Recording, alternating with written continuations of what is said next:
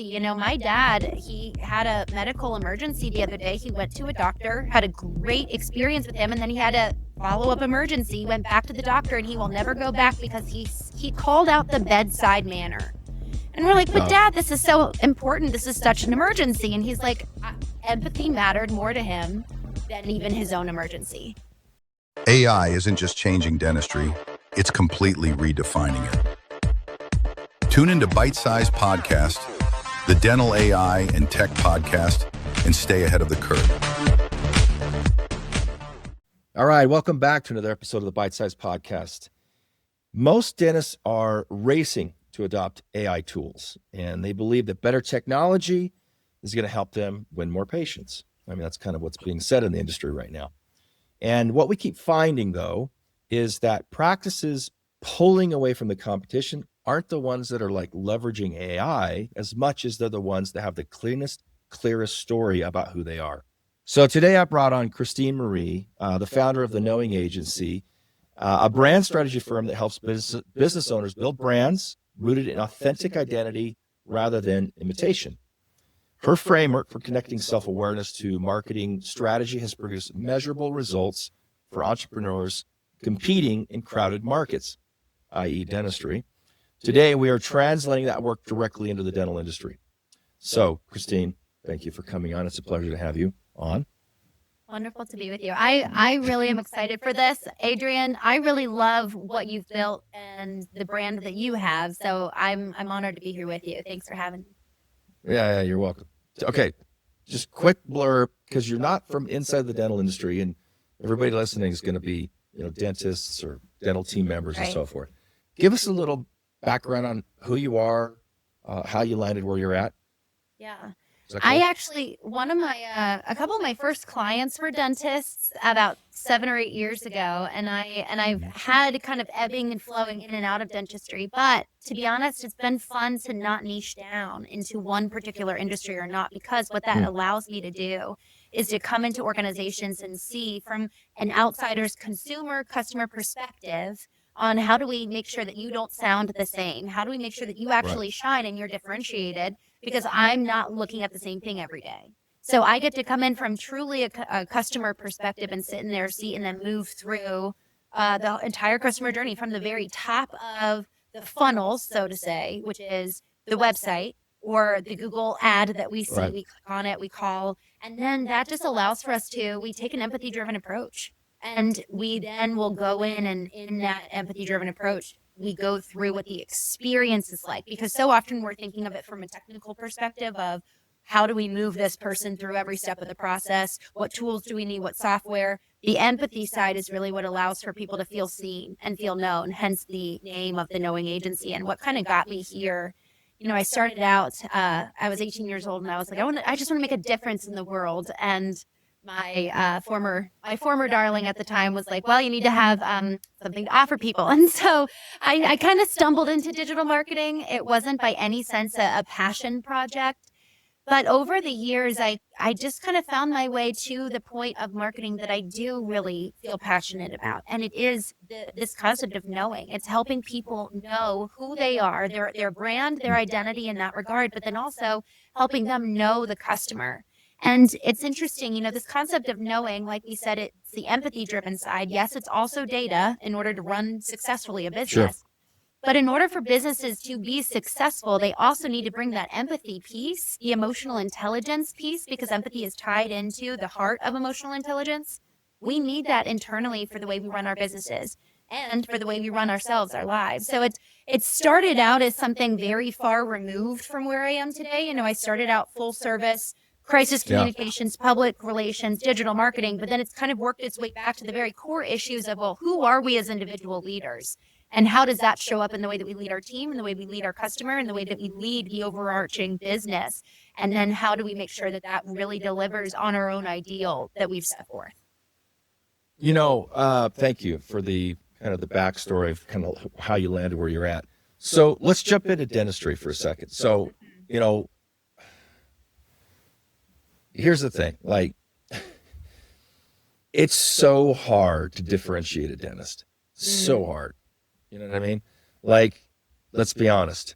there's 165 or 85,000 dentists in this country, in the United States, right? 115,000 or so practices. And they're all doing very similar work, right? It's really, really hard to differentiate because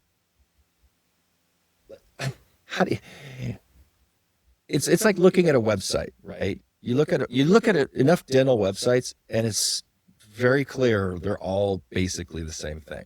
I mean, every once in a while, you'll see something, and it's like slightly designed different. You can see that there's some thought behind it, some creativity, but they're far and few between. You know what I mean? And so dentists want to differentiate themselves, and they believe that they're different, but like it's so difficult. And it really, so we have methods and models by how we try and draw that out of our clients and try and differentiate. But I'm really curious, coming from outside of the industry, when you look at something that's so saturated as dentistry, and they're all kind of doing the same thing, where do you start? Like, how do you begin to differentiate? What are you actually getting out of the doctor? Man, well, I actually start with, what is your vision for your company at large? Because before we can actually make any real differentiation within the organization, looking at their competitors is so important, and analyzing how do they actually show up in their space. But I really love to sit with the founder or the sitting president and ask them, where do you want to take this thing? Do you actually want this to be something you pass down to your children? Do you want this to be something that is your legacy? Or do you want to sell? Do you want to scale? Like, do you want to open in multiple markets? Because that's going to inform the manner in which we differentiate. For example, something as simple as, is your name tied to your location? Well, then it's going to be harder. It could be challenging to scale and go into other markets if the very brand itself is tied to a location. Or if you've got pictures of your family all over, because we're family-owned dentistry, but actually you want to exit, well, that's going to inform the way that we do make those differentiating steps. So I start with the customer, or with the founder vision of, where do you want to go? And then we go from there in terms of, it's kind of like a whole little fork in the road of, there's multiple paths that will go afterwards. But I start with, where do you want to end up? What's that destination? And then let's reverse engineer. Well, let me press on that. What if they don't know?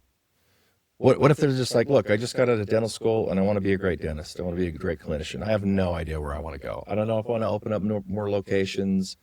I don't know if I want to share my family and my personal life. I don't know.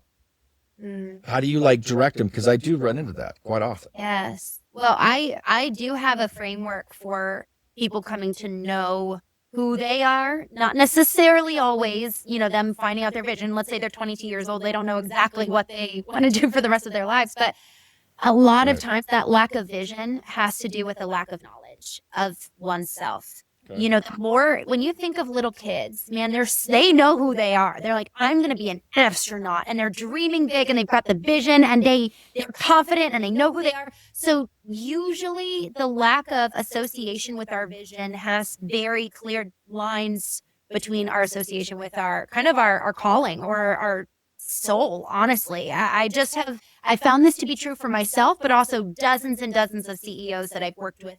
I do host knowing retreats, which is very much so focused on the individual person, because so much of the lack of clarity for our business comes from our lack of clarity of calling and vision for our own lives. So I would maybe press on that a little bit more when people don't know where they want to go. I would actually challenge them a little bit just to think deeper about, well, what are the things that bring you joy in life? Like, when you think of success, because if we don't have clarity of vision, well, then how will we ever have clarity of what metrics, our key performance indicators of, man, I'm achieving my dream. I actually am being successful. I am doing it. I'm going to bed every night feeling a sense of fulfillment, versus, well, I don't even know where I'm going. Therefore, I don't know what constitutes success. Therefore, I am always operating from a place of lack. That's going to show up in the way we engage in relationships with our families. So if we want a successful runway and longevity of, I'm going to do this and I'm going to do it right, and I'm going to prosper for 20 plus years rather than be burned out in 5, it's actually really important that we identify, what does success mean for me? Maybe I don't have clarity of vision. but do I at least know what is going to give me that internal sense of fulfillment for this 3-year phase or 18-month phase while I get closer to, let me play. This is my sandbox and I'm going to play. Do I even like running a business? Some dentists really should not be business owners. They should be partnered with somebody who runs the business and they do their craft. So we need both, So, okay. I understand trying to draw out of a doctor, a dentist, what their long-term plan is, to try and get direction where they're going. One of the tougher, and that I think that can be found. You can draw that out of somebody. The more difficult thing in dentistry is working with a doctor who is unwilling to get to know themselves, so to speak. Let me make sure I'm understanding your methodology here. If an individual is willing to be introspective and open and honest about who they are and what they want to achieve in life and how they want to help people, okay, if they're willing to be open and introspective about that, you can take that and you could create a story that generates your content for your marketing. But what do you do with a doctor who literally is like, I don't want anybody to know anything about me. I just want them to come to me because my clinical capabilities are dead on. They're awesome. I'm a great clinician. They don't need to know anything about me. They just come because the work's going to be done well. How do you take something like that? Because that is very common in dentistry. Yes. Very common. I have other clients who are individuals and they want to completely, like a therapist. He's like, I don't want anyone to know me, And Right. there's something appropriate about that because then I'm going to start worrying about how you're doing and I can't open up freely. So I have heard that. Now, from the customer's perspective, they need something to emotionally connect to. So just something. Usually it's a person, but you look at Geico, you look at these big brands, they have little representations of the brand, which is Geico the Gecko, or you've got Liberty Mutual. Like for whatever reason, insurance companies have actually done a really good job of the branding thing.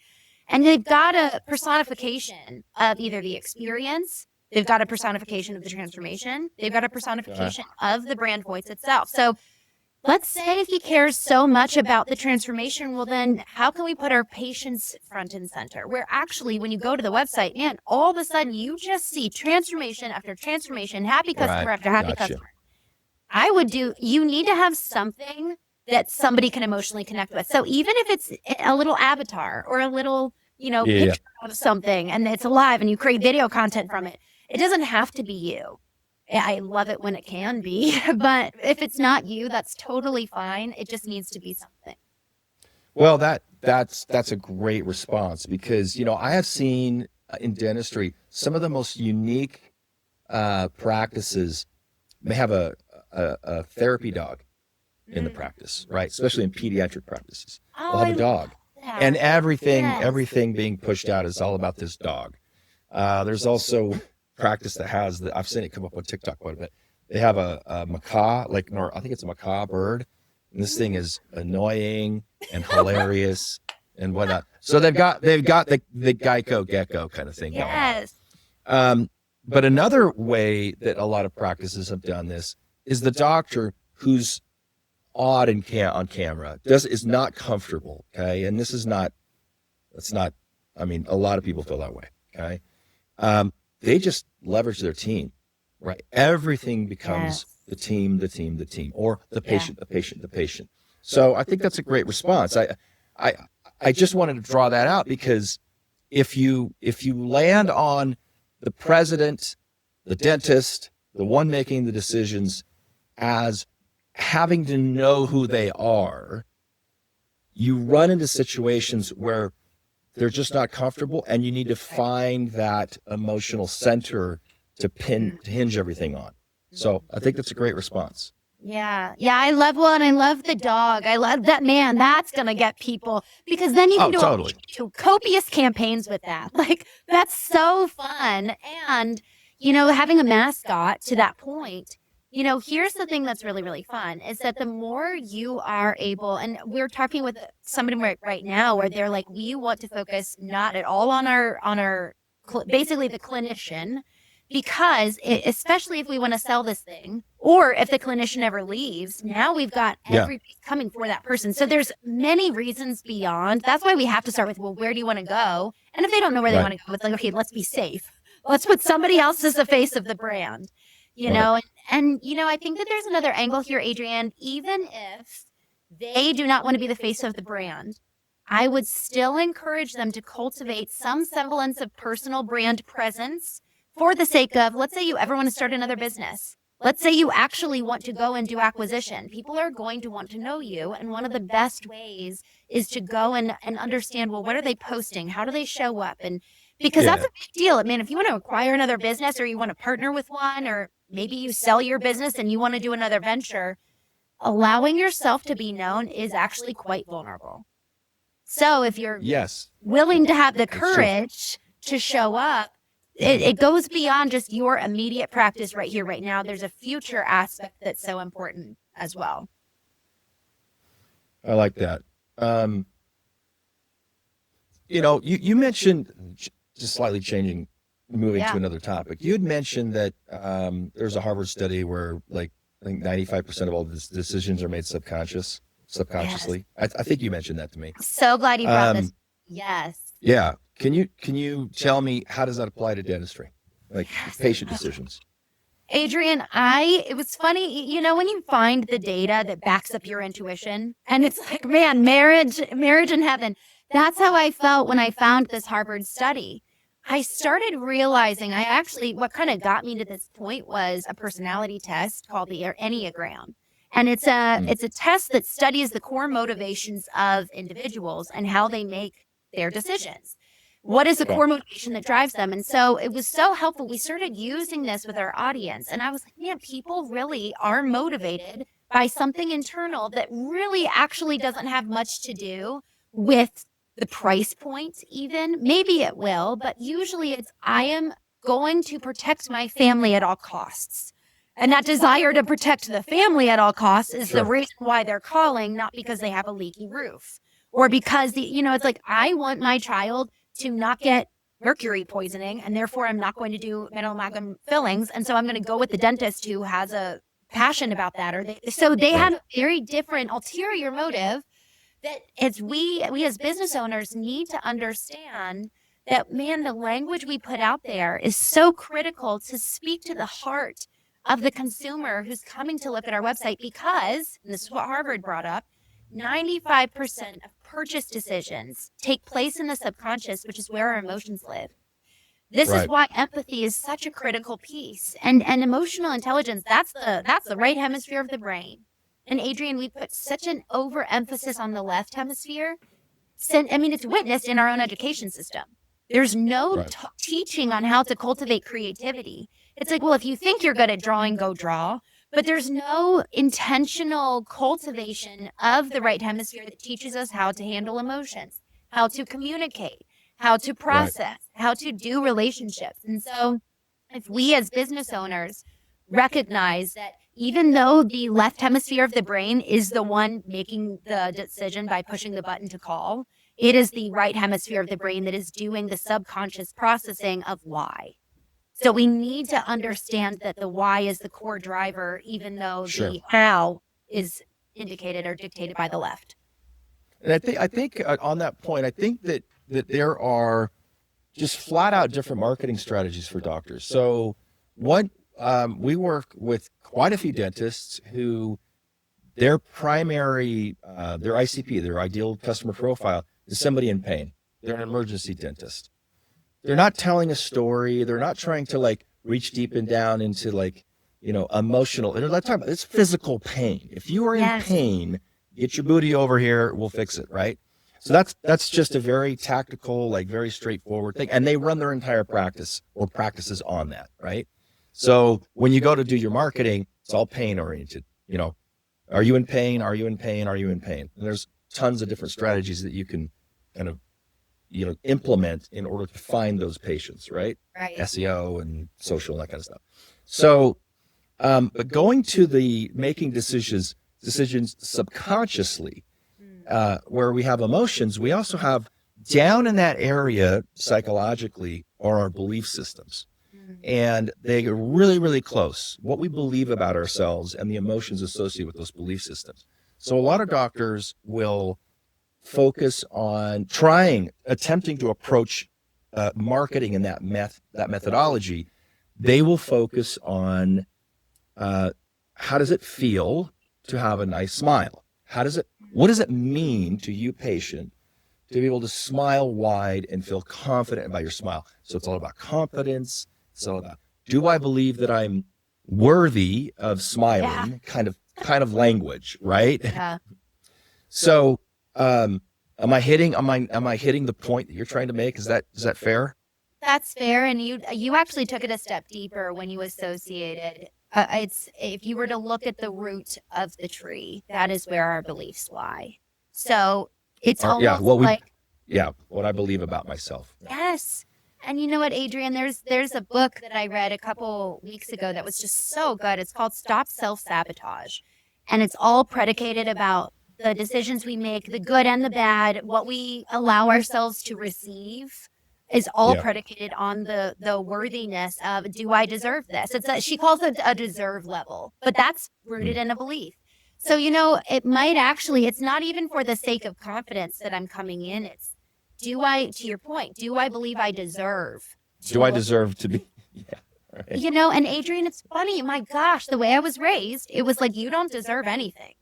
I was raised in a. Oh, you were raised Mormon then, like me. I was well, it was non-denominational, but basically, it's wild, Adrian. I realized this like 3 or 4 weeks. That's a blanket statement about Mormonism. I'm sorry, Mormons. Just anyway, keep going. It's not true. It's not true. It's a joke. Okay, keep going. Well, it was funny when I was reading this book about the deserve level. It all clicked. I was like, oh my gosh, no wonder I don't have this high standard of why I believe I deserve to win at life or earn millions and millions of dollars, is because I believe, and this is just getting real deep, I guess, I have believed at a very subconscious level that I deserve pain and death because I'm a sinner, as the church taught me. And I was like, wow, no wonder. The fact I'm alive is good enough for me. And it was so wild because I felt myself internally in this kind of tug of war where like I'll make those advances and be really excited about how I'm making impact in the world and how I'm bringing change and the success that we have. But then in the back of my mind, there's also this voice saying, yeah, just be grateful. This is good. Like you actually just be grateful for what you get, kind of thing. And this whole conversation around beliefs. So even what you're saying about targeting the belief, obviously we need to do it in a careful way so we're not triggering people with appropriately. Yeah, exactly. But open up a therapy department in the back of the dental office. So bring people in, fix their teeth, and immediately send them to the therapist. Yeah, I got you. Gosh, but you know what? It's funny. Even as we make that joke, Adrian, there is something. It speaks to a level of, gosh, if you can connect with people at a level like that, maybe not that depth, not their therapist, but where they really do feel seen, you've got customers for life. And you also have friends for life. And you've got people in your corner that are going to be viciously defensive of you and your business. And they just love you. And so the goal is not manipulation. And this is where, can I go in this direction? Are we good on timing if I go this way? Yes. I thought you were going to go in more about the things that you've done in your life that were evil and wicked, and we could start talking about those. You don't want to go there? Why don't you deserve? No, I'd rather not, but thank you. I think that would make a great podcast. I think people would watch it. Christene Marie unveiled. Go ahead. Go ahead. It's funny. The reason why we do need to be somewhat mindful here is because the goal, even though this does have real business results, having empathy actually increases the bottom line. But empathy turns into manipulation if we are not leading first and going first and being authentic and allowing people to know us. So there's a very fine line that if you're not willing to let yourself be known, I would caution you around what does empathy then look like to ensure that you're delivering on the experience you're promising. Because if you're getting to that pain point and then they step through that door and you do not, because you're still providing the service. So who you still have to ask this question. Well, who are you? What is still the experience? It needs to be real, even if you're putting up the dog and you're putting up the team. But man, you don't deliver with empathy. You know, my dad, he had a medical emergency the other day. He went to a doctor, had a great experience with him, and then he had a follow-up emergency. He went back to the doctor, and he will never go back because he called out the bedside manner. And we're like, but Dad, this is so important. This is such an emergency. And he's like, empathy mattered more to him than even his own emergency. Right.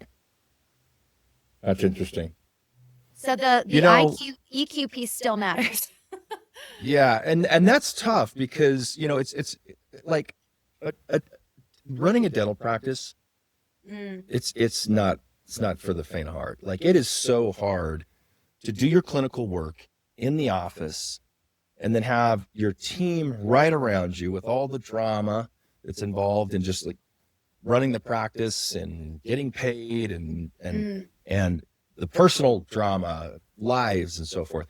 Like, to be inside of all of that and then to start thinking, I need to like not just like keep the ship running, but now I have to like emotionally be involved. It can be exhausting. Which is why I think some doctors, they're like, look, I got to separate my feelings to some degree with running this practice because it's just, Right. there's just too much to do, So there's definitely, and I'm not saying that you can't. I think there's healthy ways to like be emotionally involved, give everything you need to give to your patients, spend the time you need with them, and be emotionally involved. But it's exhausting. It really is exhausting. And so I know that some doctors, that when they start, they're just going, they're just running. They're running lots of patients through in a day, and there's all this pressure to like move patients through, stay on a schedule, and it's like as soon as you start really putting in the emotional effort in those few moments that you have with a patient, it's tiring. You get to the end of the day, your brain's shot. Yeah. You know what I mean?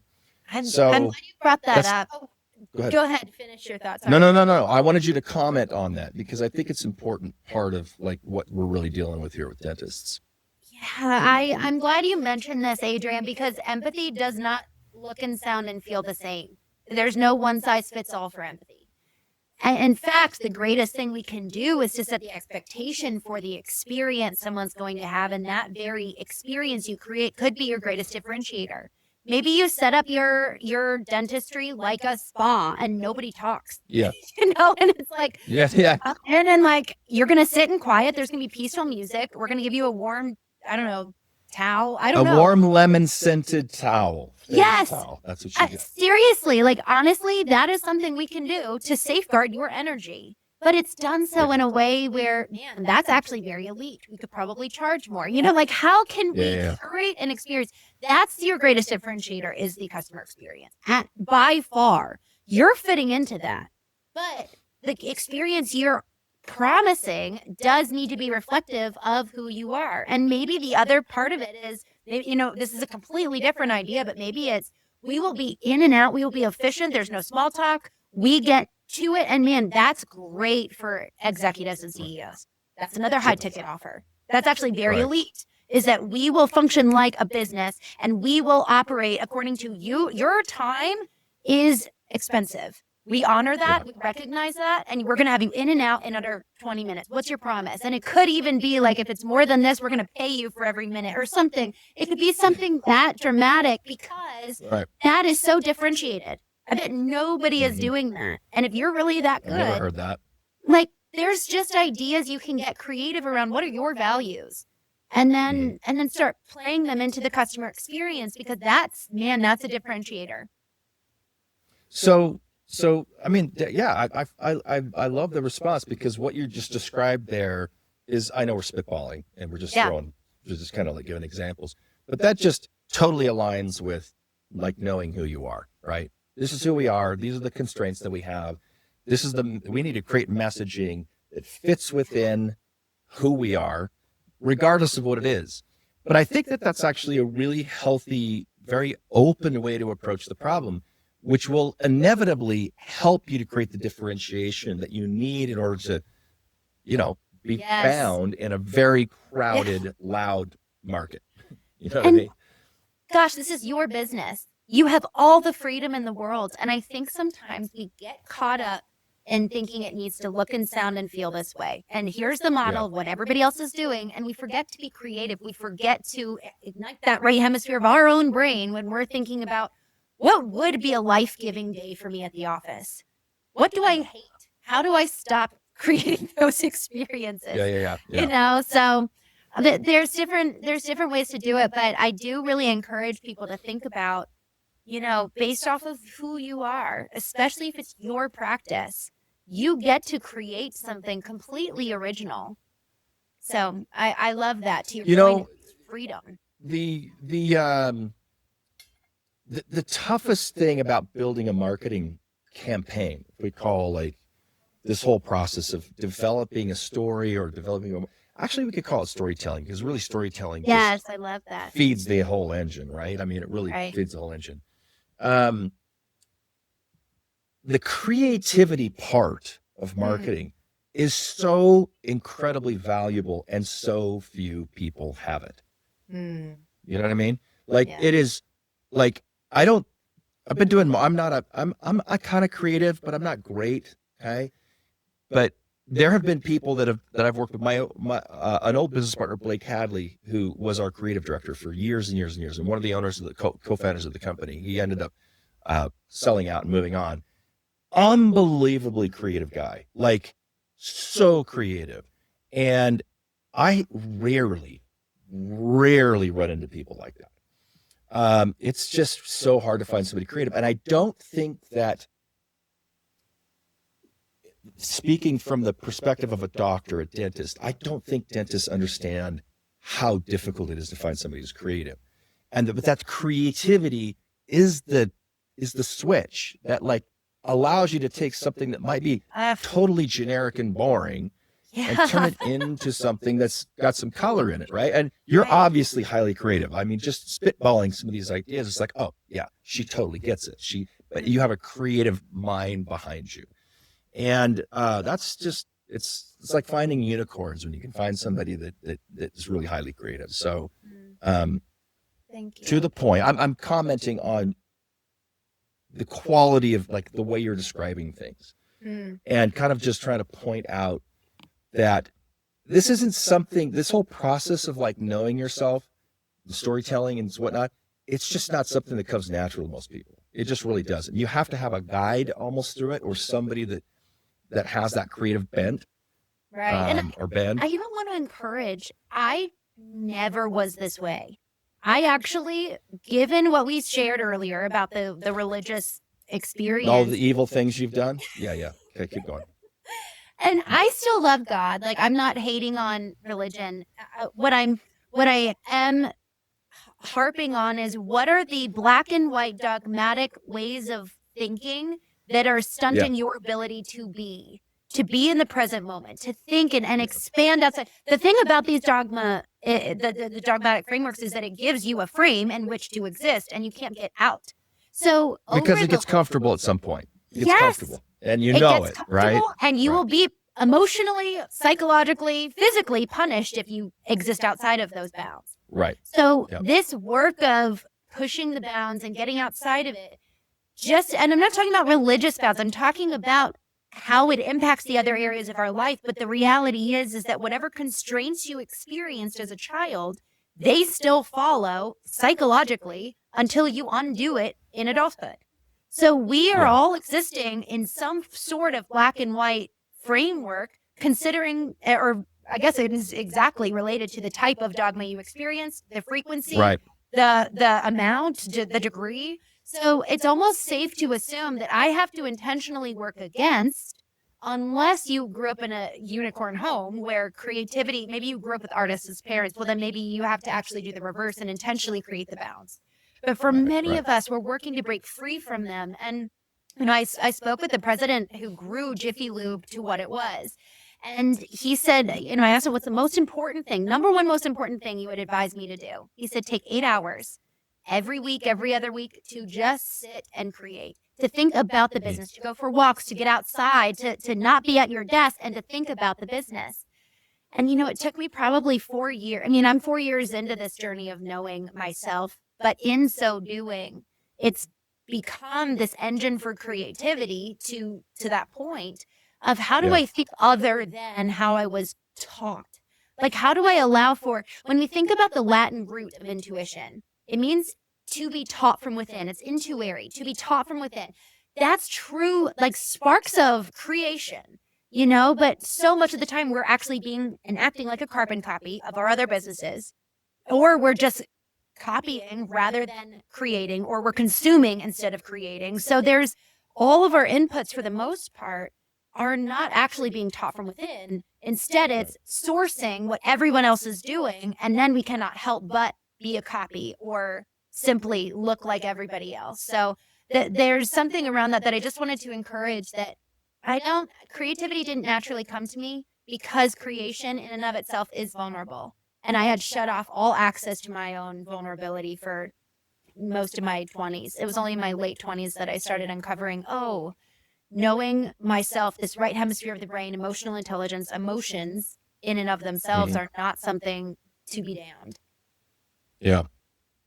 Well, that's actually brilliant. I think that you've really laid that out well. One last question for you, that piggybacking on this, on your comment here. It's really easy to kind of slip into a mode of functioning where creativity and vulnerability are set to the side. Let me give you an example. When it comes to marketing, we're measuring data. I mean, this is like how many new patients came in, how much money you generated. I mean, it's just like data points, right? And that becomes the emphasis. It's really hard to measure the quality of your creativity unless you're measuring it through the data that is new patient generation. You can be super, super creative and have crazy cool stuff and really resonate. But if your numbers don't jump, if you're not getting more new patients, who gives a shit? Honestly, Right. Like at some point, like freaking rubber hits the road and you got to be growing. So what does it take?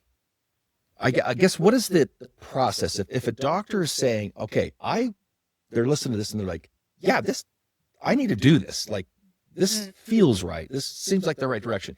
What are they setting themselves up for in terms of like timelines and the process of actually developing, their story and getting to know themselves and their team and their practice and their community? And like, what are we talking about? Is this like a workbook that they do over the weekend? Does it take years, months? I mean, what kind of effort goes into it? Because, I mean, you've coached people. I mean, you've Right. coached people to do this. So I'm like asking you, like, what does it look like? What does that coaching process look like? Yeah, I always start with, so if they want to DIY it, I'll tell them what I would recommend them to do. I'll say what I do, and then they can mirror this. I think that's Sure. fair. I start with an audit of effectively what is.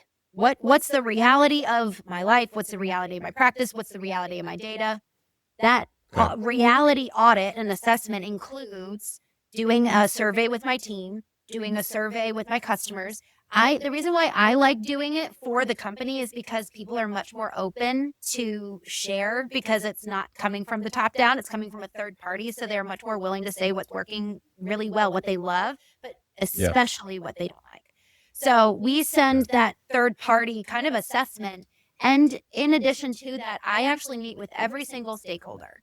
So again, you can do this as a leader, so long as your team feels safe with you to be honest. Will I get fired for saying that this part of the process is terrible and really needs to be fixed? I don't know. So it all depends on the quality of the leader. But this analysis and this audit, it's kind of like, man, where are we even lining up to then have the gunshot fire, and now we're going towards our destination? Right. But if we don't know where the line is, we don't have any way to really measure success. So we need to get very clear on the starting line. What is the state of what is the reality of our business emotionally, the data, the team, the clients. And with that analysis, we'll also do what's the competitor landscape actually look like? When's the last time you really dug into what your competitors are doing? For example, I was on a dental site just the other day, and they have an entirely new AI approach. I'm like, oh, that actually is really brilliant. And so just what are they doing that's working? What isn't? And how do we be better always? But I would start with an assessment of what is. In that assessment of what is, look at the history. Where have we come from? A lot of times in companies, there's a book by Jim Rohn, From Good to Great? Yeah. Yeah. From Good to Great, yeah. I can't remember his name. I think it's Jim Rohn. I think it is. He wrote effectively that in the pursuit of greatness, a lot of companies neglect the very things that got them good in the first place. And I've seen this done over and over and over again. People are like, okay, I'm at 2 million, I'm at 5 million, I'm at 30 million. How do I get to this? It's safe to assume that you're probably going to have to completely reinvent systems, but we have to be careful of, well, what was our golden goose that got us here in the first place? It's not about destroying everything. So in looking back historically, as that feeds into the state of what is, it's like, what's the timeline of our business? And you know what? This is done. The thing that's so fun is that business has so much crossover into our personal lives. If your marriage is falling apart, do the same thing. Where were the peaks? Where were the valleys? Stop doing the things that don't work and then keep doing and do more of what's working. So it's funny how it's a similar audit, but it really is start with the state of what is. And then from there, what I'll do is I'll do a knowing intensive where just the other day we sat down as an entire company and we dove into the reality of what we saw. And it was painful. It's hard to look in the mirror. It's hard to see the reality of what is. And we did it from a business perspective on the data side. This is what the data is showing. We did it from the consumer side. This is what the consumers are saying. This is where you do shine. You get good and bad. This is the reality on the emotional side. This is where, and actually in this company in particular, the one I'm referring to, the state of their team's health very much so would dictate whether they could get to 100 million or not.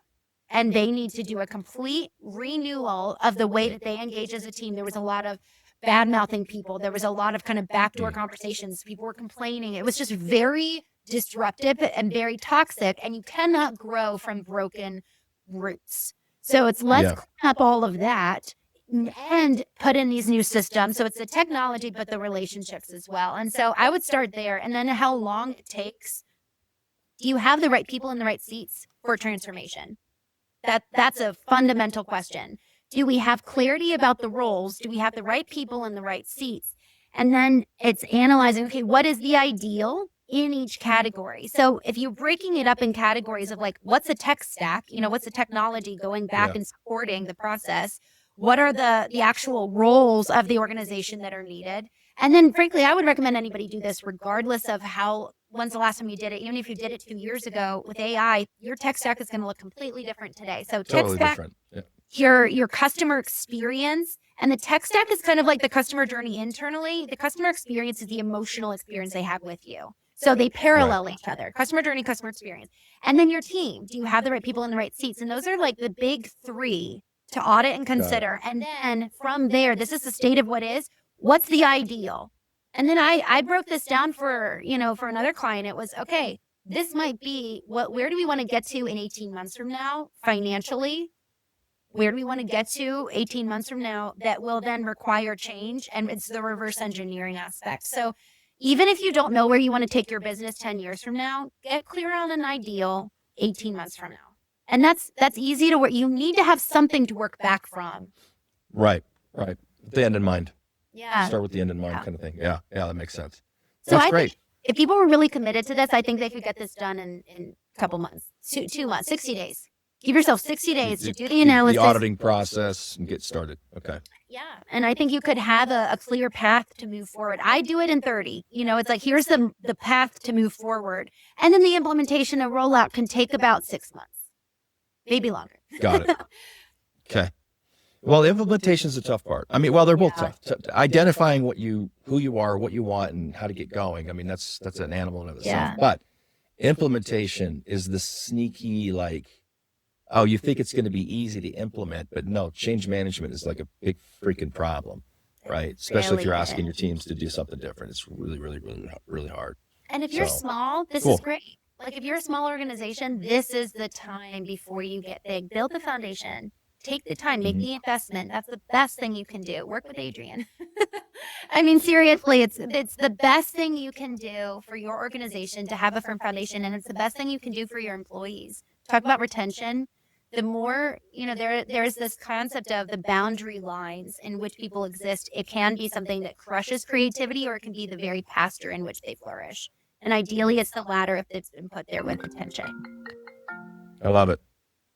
Awesome. Thank you so much for coming on, Christene. This has been wonderful. Anybody that's, if you've listened all the way to the end of this, Christene obviously knows what she's talking about. She's super sharp. That's why I brought her on. And I'll put all your contact information in the description. Thank you. Please reach out to Christene if you have questions about rebranding yourself, getting to know yourself, trust fall stuff, Anyway, thanks for coming on. I appreciate it. Thank you, Adrian. This was great. Appreciate your questions. Thanks for listening to Bite Size Podcast.